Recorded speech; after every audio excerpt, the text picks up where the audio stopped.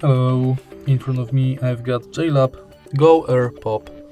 In this video I'll show you how to perform factory reset of your earbuds.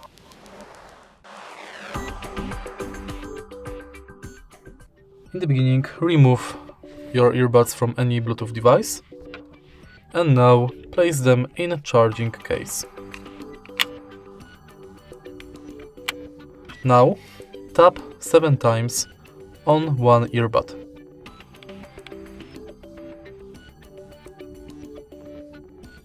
Now tap 7 times on second earbud.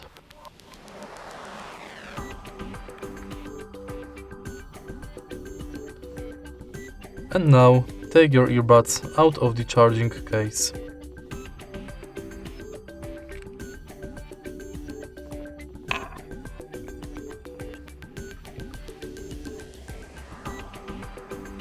Factory reset is completed.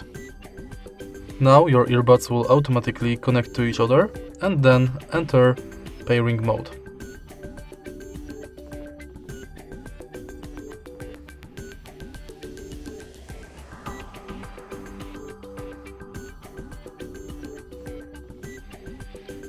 If you find this video helpful, please leave like, comment and subscribe.